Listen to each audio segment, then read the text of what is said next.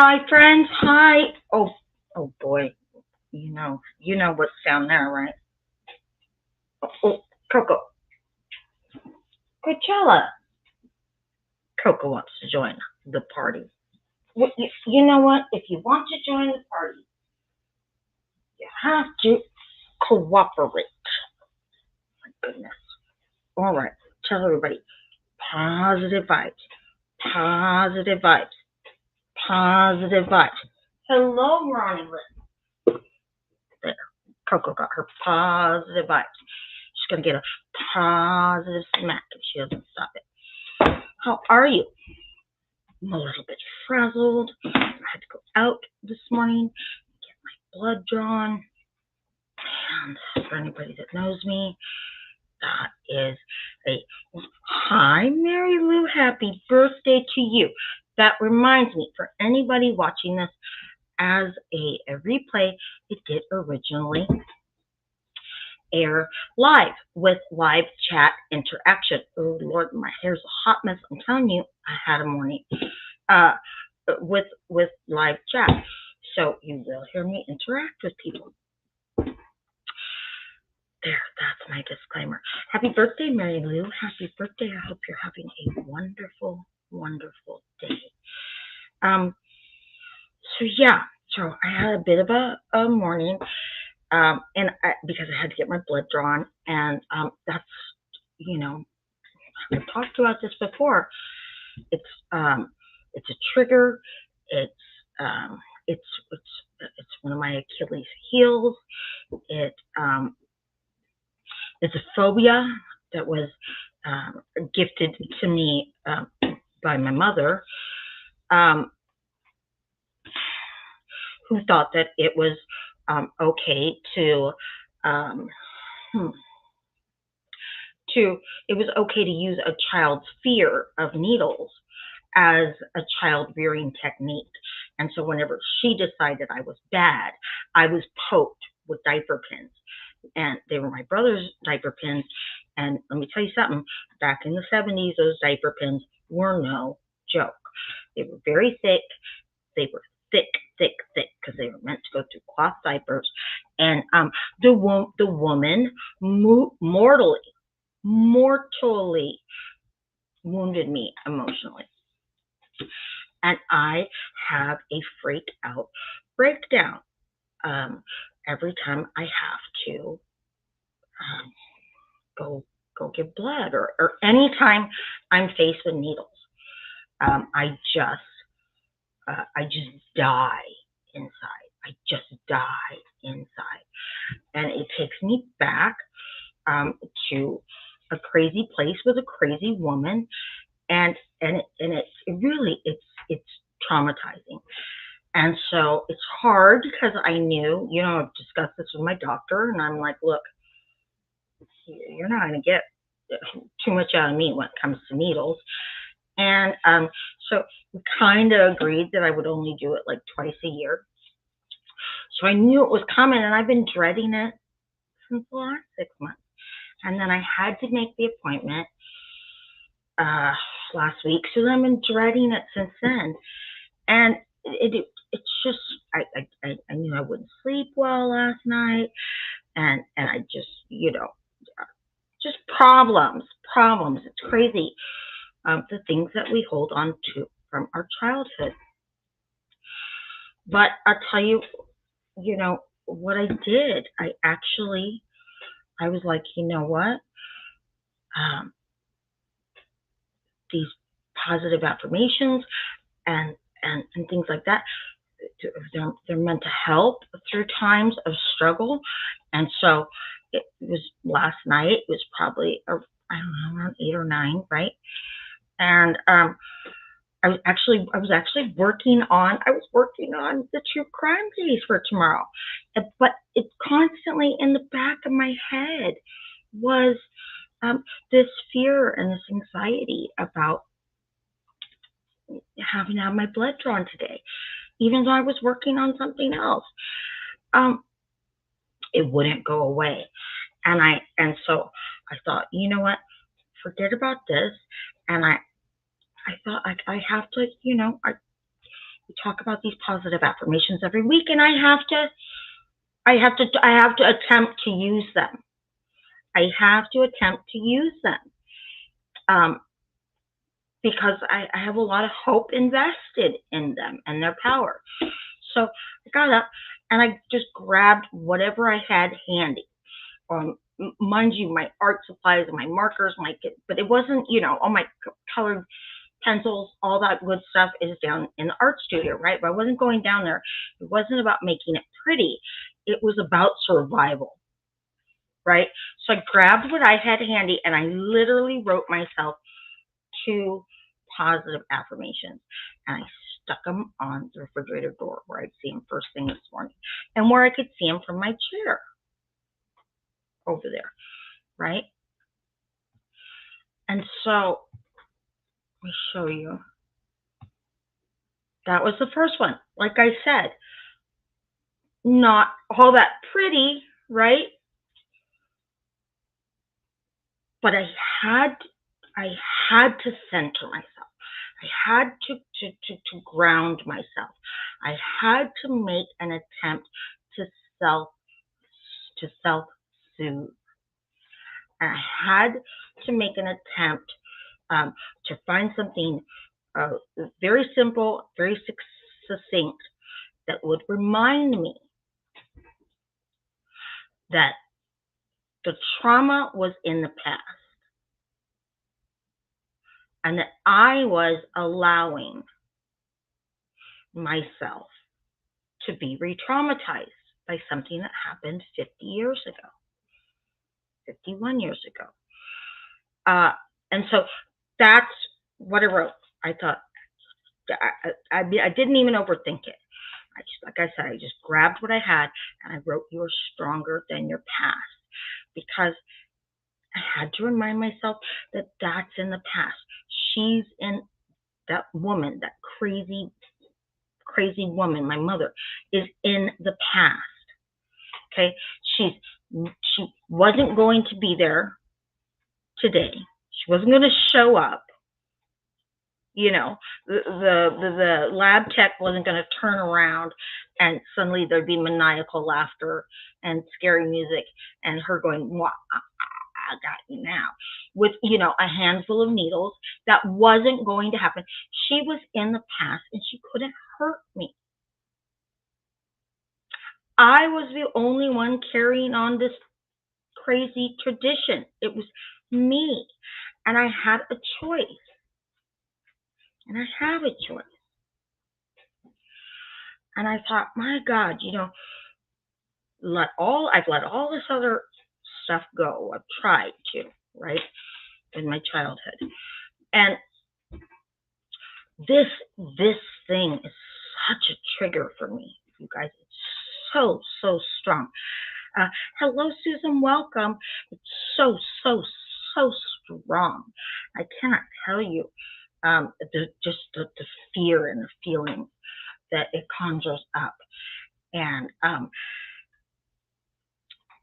so I thought I have to, I show up every week and I do these positive affirmations and we talk and I try to be positive, and I've been trying to really make a conscious effort to incorporate them in my life during times of struggle. That's kind of what they're there for. They're reminders. They're like little Post-it notes to remind us. And I thought I have to make an attempt. And then, so I just, like I said, I just had grabbed a piece of paper and ripped it in half. And I wasn't worried about it being pretty. I was worried about it being effective. And so on the other half of the paper, I wrote this: "It's just one moment in one day." Just one moment in one day. You got this.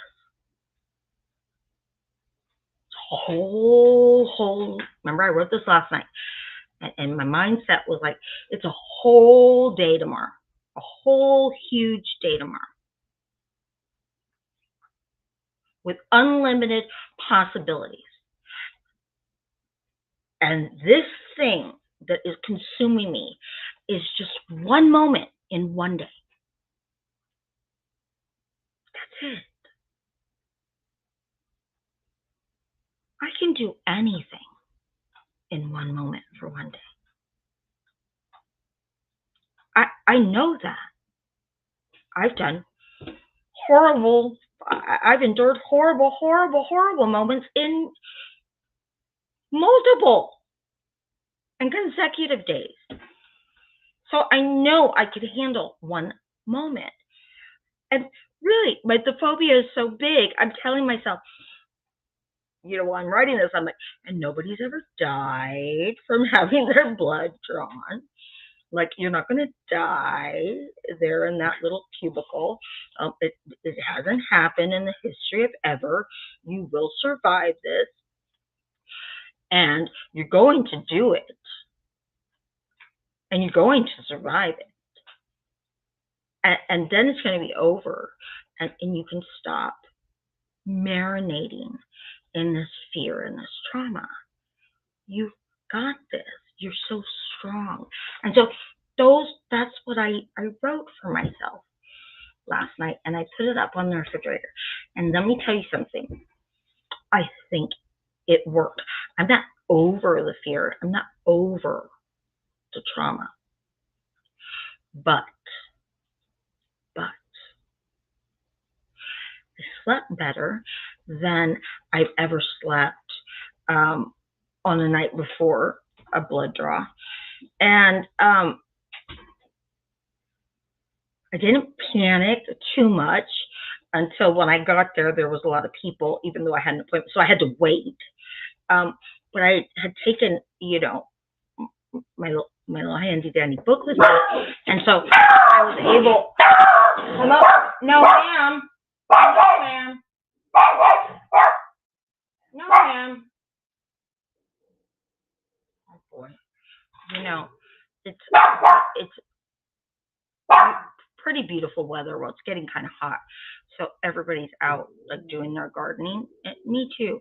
And so the dogs go crazy. So anyway, I took my handy dandy book. So that's when I started to really kind of like sweat and feel like I was like, I don't feel so good about this, right?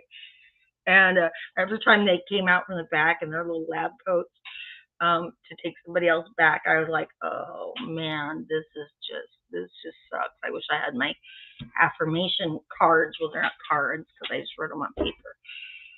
But that was the roughest part. And then the lady was a little slow when we were in the cubicle. Guess what? I didn't die. But I did get uncomfortable, obviously. But those affirmations really helped. And look, they're not that profound. They're not that profound at all. Hey! No, ma'am! Hold on. No, ma'am! Oh, they're moving their stuff. The neighbors had like a big party Saturday with all these tables and stuff, so they're moving them. You can see that they're not that profound. It was something that came up. Just I had to get what I was feeling out of my head and up and out of myself. And I had to make an attempt to self-soothe because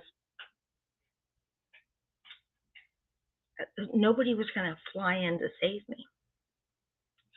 I knew I had to do it. And so I just had to figure out a way to make myself feel better and to remind myself that the person that caused the fear of the needles is not even really relevant in my life anymore, except where I let her come in. And then it's not even her, it's the ghost of her, if that makes sense. When I open the door and let her come in, it's not even her, it's her ghost. And it's the ghost that terrorized a child, a 5-year-old, a 4-year-old, a 3-year-old, a 6-year-old, a 9-year-old. That, trust me, that broad could not terrorize me now. No way. She would run. She would not even be able to handle this. Okay. But I let her in, and it's just her ghost. It's a ghost of a bully. It doesn't matter that she was dressed up under the guise of a mother, because she wasn't. She was a bully, and she was a terrorist. When I was young and my mom took us for any needles, I'd have tears rolling down my face, and all she would said to me was, "Quit acting like a baby." It was such a different generation back then. And I think kids do have a fear of needles and shots, right? Because they don't understand them. They don't understand them. Yeah. Well, actually, Mary Lou, I wish that my mother had been that kind, but that still hurts, and it just adds to the fear, because you're supposed to look to your parents to comfort you. That's why they're supposed to be there. They're supposed to comfort and guide and explain and make things less scary and wipe the tears away, not cause them, and and provide, and that's what they're supposed to be there for. And so when they don't, it makes the world a really scary place without a soft place to land.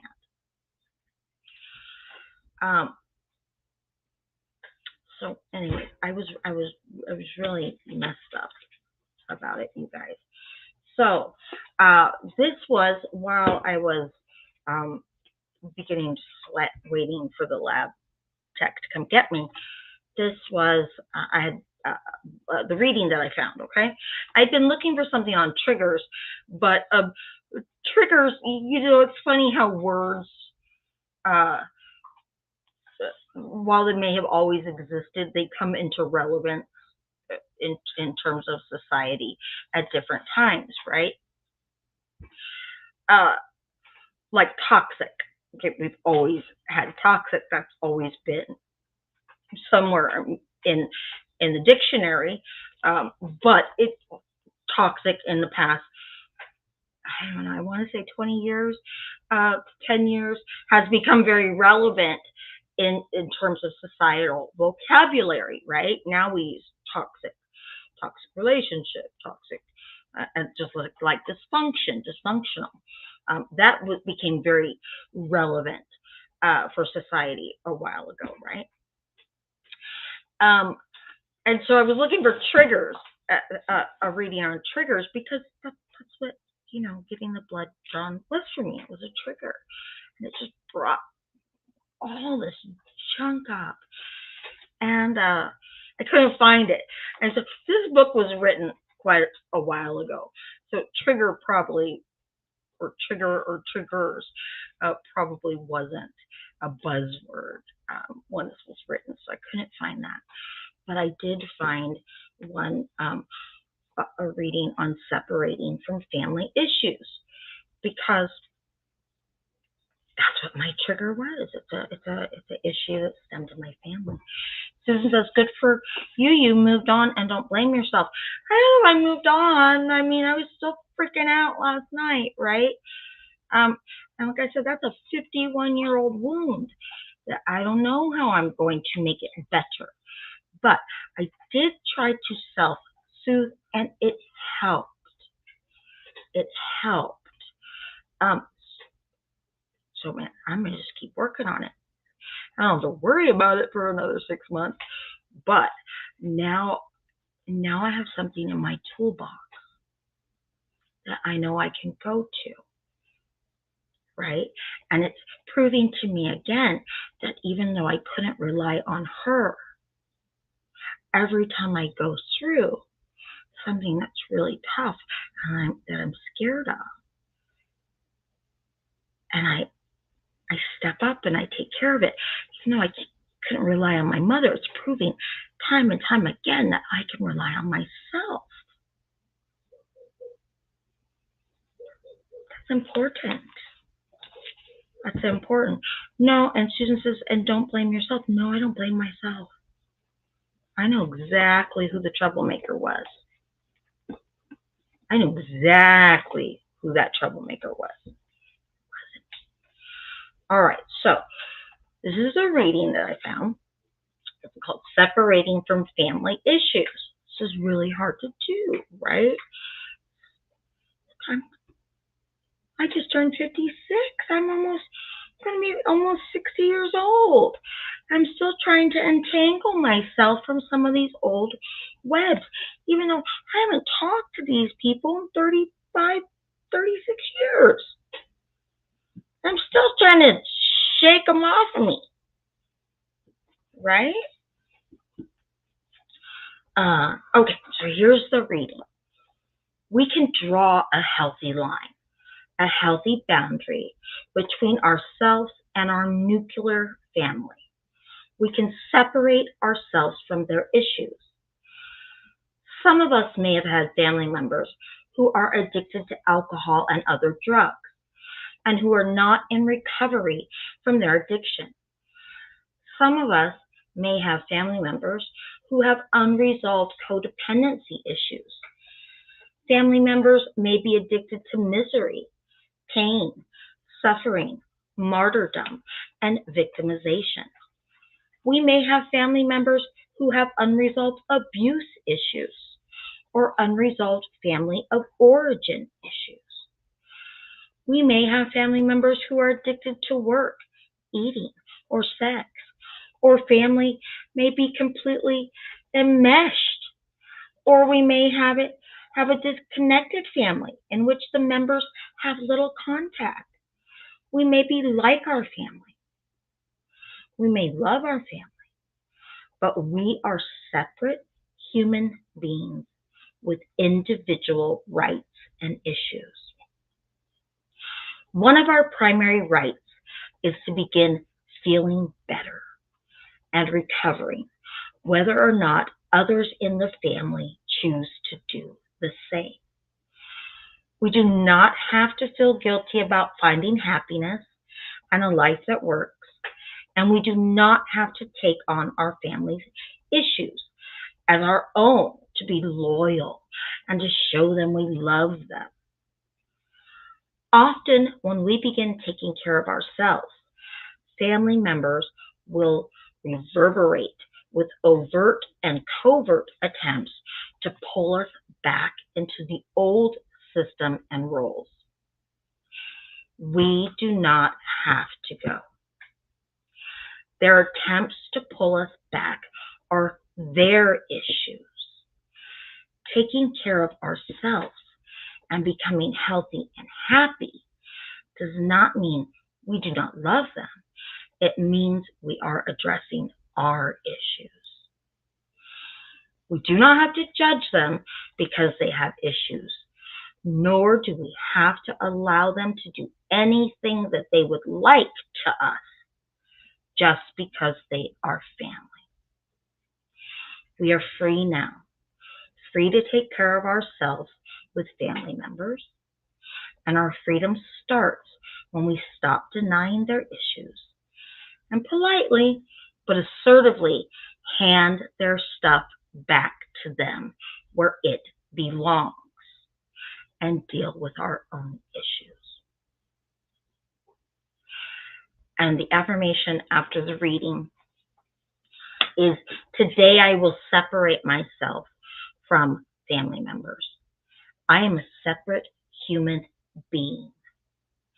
Even though I belong to a unit called a family, I have a right to my own issues and growth. My family members have a right to their issues and a right to choose where and when they will deal with those issues. I can learn to detach in love from my family members and their issues. And I am willing to work through all necessary feelings in order to accomplish this. Yes.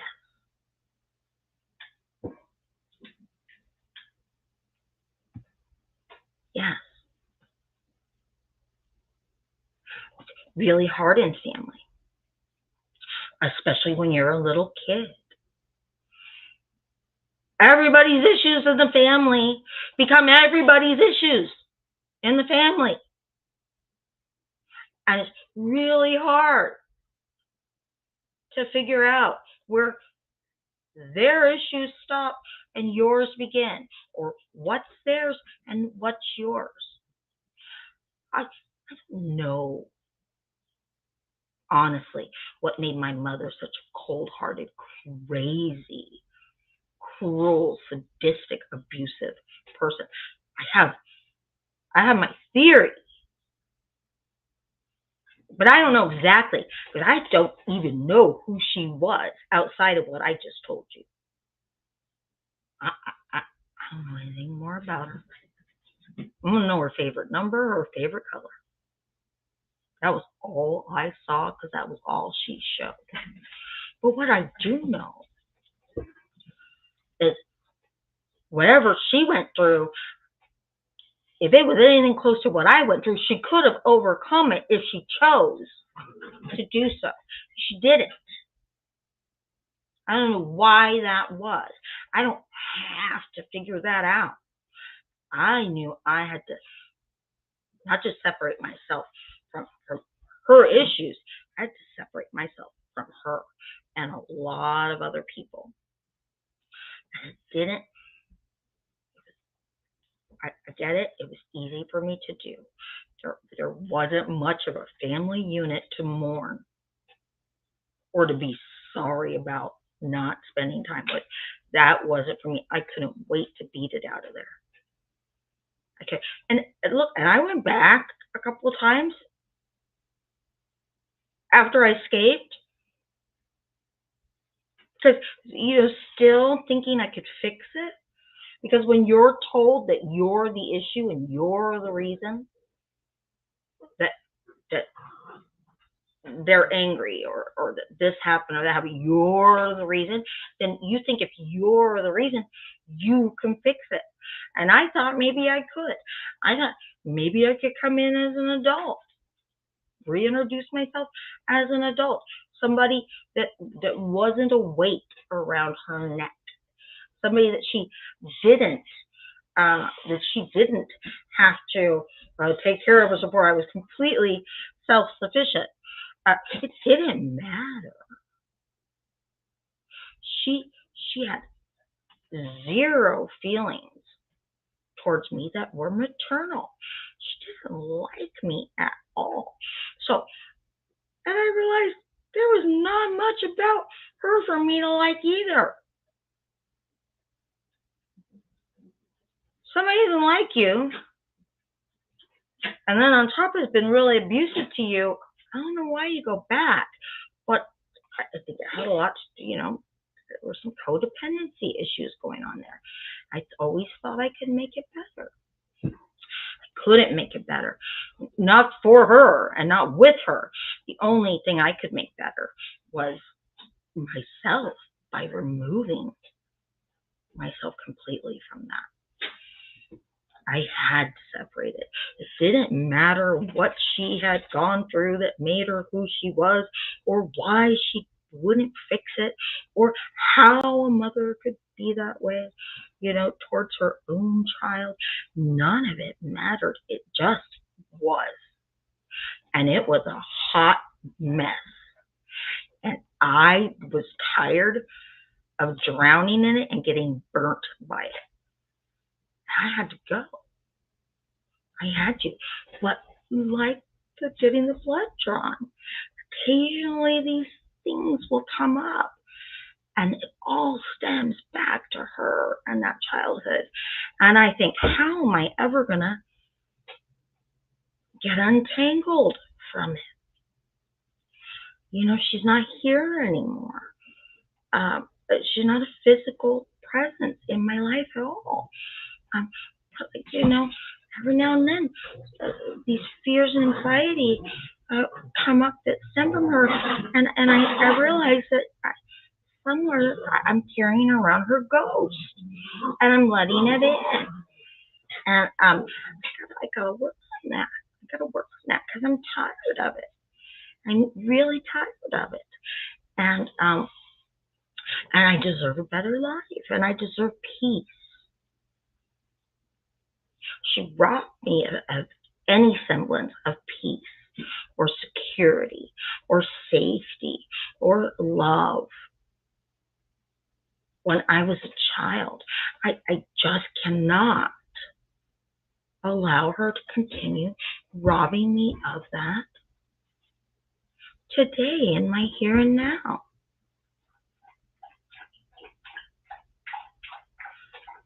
Got deadbolts on the door. She can't get in, even if she knew where it was, right? She can't get in.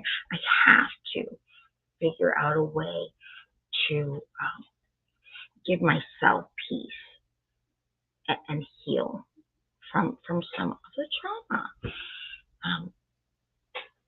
Because I was reminded again last night when I had to get the blood drawn today. I was reminded again last night. It's still there. No matter how bad I try to shake it off, I'm still carrying some of it around. And I can't ignore it. I've got to acknowledge it. If I don't acknowledge it, I can't fix it. So I will tell you my little raggedy, affirmations worked. And I'm going to put them aside for when we do our affirmation cards in 2 weeks. Remember, is everybody starting to get their supplies together? Mary Lou says, I know some of what you're feeling towards your mother. I understand the cruelty that a parent can make you endure. It's horrible. I don't understand why anybody would want to be that cruel to anybody, let alone a kid. That can't do anything to you. Can't do anything to fight you. Can't do anything to protect themselves from you. I don't understand. I don't have to understand.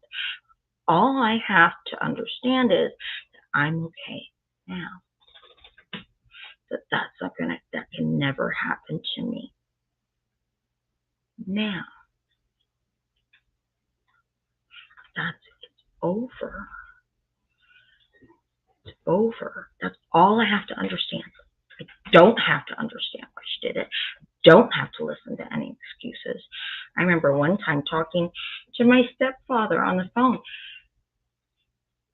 They were talking about, that he was long since had divorced my mother. But he said, well, she did the best she could do. And I said, wait a minute. And I was like 21, right, when we had this talk. I said, wait a minute. Hold on. She did her best. I said, let me tell you something. Her best doesn't have to be my good enough.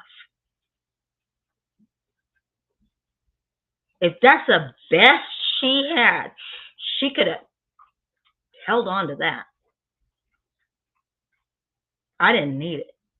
And it wasn't good enough. I don't have to accept it. You don't have to accept it. Nobody. You don't have to listen. You don't have to try to solve the emotional Rubik's Cube.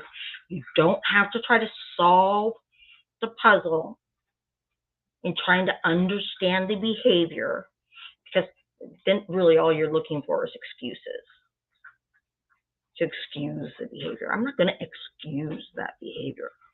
Here's what I'm going to excuse. I'm going to excuse you out of my life because it's not acceptable. And if that's your best, if that's somebody's best, and it was abusive, and it was traumatizing, and it was horrific, and it was cold, and it was neglected, that's your best, you're an oxygen thief. You're an oxygen thief. I don't know why you're here. I don't know why you're here, but you can't be here. You can't be here.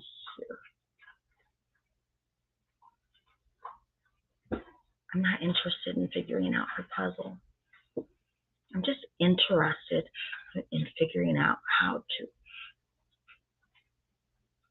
get the last little particles of dust and whatnot kind of out of my space. Um, and how to separate, a fear of needles, how to try to separate that from an automatic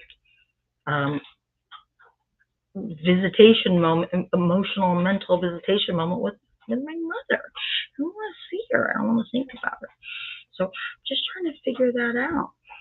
Ryan says, it was my sister that caused me trauma, not my mother.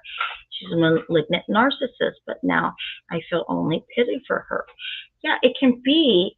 Listen, it doesn't have to be a mother or father or somebody like that. Our siblings are extremely significant in our childhood, right? Sometimes it can be an aunt or an uncle or step parent. But the power that they wield is very great. And when that power is used for evil and not good, the ramifications go on for a long time. I mean, look, 56 years old, still struggling with being poked with needles, with diaper pins at 5 years old. 51 years of trying to figure it out, serious trauma. And I have a hole in my throat, okay? I mean, whatever happened at the lab today wasn't going to be this bad. But man, it caused me grief. It caused me grief. But while I don't need to figure out why she was the way she was or why she did the things she did, I do need to be gentle with myself and acknowledge that it was a trauma so significant that it was like a time date stamp on my lifeline, mentally and emotionally, because it's something I'll go right back to whenever I'm confronted. And all I have to do, don't have to figure out why she did it.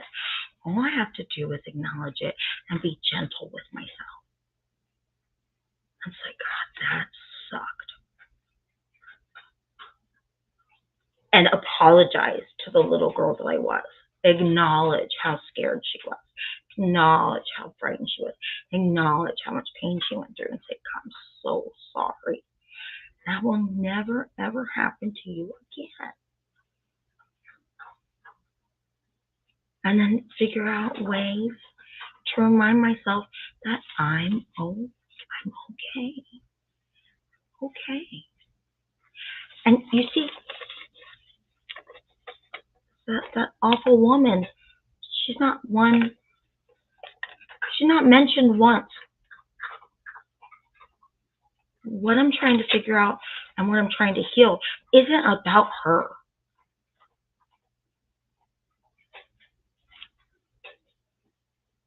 It's about the fact that something still triggers me. That has now become a part of my story. And I just want to find a way to heal that, right? And I think we all have certain things in our lives that have were so traumatic and made such a painful impression on us at the moment that they happened, that whether we wanted it to or not, it became a part of our story. For some people, it have been being bullied at school to a horrific extent. It could have been a really abusive childhood. It could have been something traumatic like an assault or sexual assault, physical assault. It could have been a really, really bad relationship, right? But whatever it was so hurtful and made such an impression that it became a part of our story in the way that things would trigger us and take us back to that. And all that fear would come up, right? How do I stop? Oh my God, I'm really scared. I'm on high alert. How do I stop going through the pain that happened? Like it happened before. Oh my God, I'm really scared. I'm in fight or flight. And maybe not to that extreme, but I think we all have had things that have happened to us that will trigger us throughout our lives, long after the event or the other party, long after they have ceased being a physical reality with us. We're still somewhere back here carrying it around. So I was really excited to share with you guys that when we meet every week and we talk about these positive affirmations, and we are getting close to making our positive affirmation cards ourselves, that I was feeling triggered and scared and anxious, and I did it, and it worked for me, and it gave me a lot of hope. And my hope was that it would give you guys some hope too. Because we are going to make those positive affirmation cards, not next week, but the week after. So start. I hope you've started to decide how you want to make them and what you want to make them on and what you want to use, and you've started to put them together. And like I said, they can be as simple as a Post-it note and a pad of Post-it notes and a Sharpie. Really, they don't have to be elaborate. I've said before, I'm going to make mine on index cards. I have some colored markers just because I want to mix up the colors of the words, but I want them on index cards myself so that I can tape them or stick them on the refrigerator. I'm fortunate enough that I live alone, except for the dogs, and they don't care what I put wherever, unless it's a treat, right? So I can have my vulnerabilities, on the refrigerator. I don't have to worry about that. But I wanted them on a thing of index cards because I just thought that they would last longer if I taped them someplace and took them down or moved them around or stuck them in my wallet or something, right? So, but that's just me. You're not being graded on this project, okay? But have hope that I tried it and it worked. It made me feel better. It wasn't fairy dust. It didn't make it go away. But I felt better. I felt some relief. And I could sit there in my chair last night and look up at the refrigerator. I'm blind as a bat, so I couldn't see what it said, but I knew what it said, and it made me feel stronger. It's kind of like my little superpower. It was my superpower when I needed it, right? So I wanted to let you know that today. So let's move on. I can't believe we're already almost been at this an hour. Let's move on to our affirmation card this week. And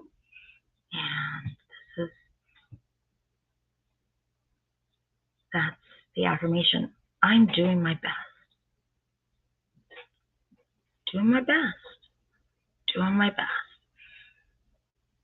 I got struggles. Sometimes, sometimes they're not a big deal. Other times they're slapping me in the face. I'm doing my best. I'm holding my own. And guess what? And it ain't bad. It ain't bad. And here's the question on the other side of the card. What are the 5 things in my life that I have achieved that I am most proud of? It's important to remind yourself of how good you are and how good you've done. It's important to acknowledge and give yourself a gold star. It really is. It really is. it does affirm, and it reminds you of all the things that you're capable of, how strong you are, and how brave you are, and how courageous you are, and how much you've already made it through, and that you matter. You matter. Everybody in this whole world just wants to be acknowledged. So it's important to start by acknowledging yourself and being proud of yourself. And so think about that. What are 5 things in my life that I have achieved that I'm most proud of? Think about that. And then this one, I just loved. It was a friend of mine who's actually never come to this group, but it showed up in my feed on Facebook, and I loved it, and I wanted to leave you with it today. And so I took a screenshot of it. Never let anyone dull your sparkle. I just love the picture of that woman right there. I'm like, oh, that's who I want to be when I grow up, because she looks all right to me. She looks pretty at peace to me, and she looks at peace, and she looks peaceful. But I'll tell you what, I wouldn't want to mess with her, because she looks tried and true, and she looks like she loves herself, and that comes from being a survivor, and that comes from having your mettle tested and knowing exactly what you're made of, and exactly what you stand for, and exactly what you're not ever going to stand for. And so I loved this. I had to share it, and I might start ending every Tuesday stream with this very image, because I just love it. I want to be her. I want to be her. I wish we were friends, at least. I mean, she looks really cool to me. Anyways, you guys, listen. Thank you for coming today and listening to all my whining about blood tests. I guess I can take off my cotton ball and I can let that go all the way now. It's over for another 6 months. I will see you guys next Tuesday, and just remember that then we only have the following week. We're going to be creating our own affirmation cards on our own. I mean, we'll be together, but we'll be on our own. Probably be down in the studio, maybe. Okay. So have a great week, and be kind, be gentle to yourselves. Oh, Susan, thank you. Susan, I'm doing my best. All right. Susan says, thank you, Annette, and you're just fine. I'm doing my best. All right. I'm doing my best. Not hurting anybody. I don't want to be hurt. I don't want to mess with anybody. I don't want anybody to mess with me. I'm just trying to sort some things out before it's all over, right? So I don't know if I'm just fine, but I'm doing my best, okay? Thank you guys for coming. And are you guys excited about making your positive affirmation cards? I am. I'm kind of excited. I already have an idea of what I want. I've been meaning to make a list of the ones that I want to make, but I know for sure I've got 2, and then I have a couple more kind of mental ones that I always go to. So thank you for coming, and I'll see you next Tuesday. And thank you, Ronnie, and thank you, Susan. And And thank you, Mary Lou, and have a happy birthday, and be kind to yourselves, and be kind to others, and separate yourself from other people's issues. It's okay to try to help some people with their problems and what they have going on if they're willing to help themselves. It's not okay to become enmeshed in their problems and take them on as your own. That's not okay. We all have enough of our own stuff. Okay, everybody needs to be responsible to clean up their own messes. Okay, that's important. So be kind, but also separate yourself when you have to, and smile, and never let anyone dull your sparkle. Never. I'll see you guys next week.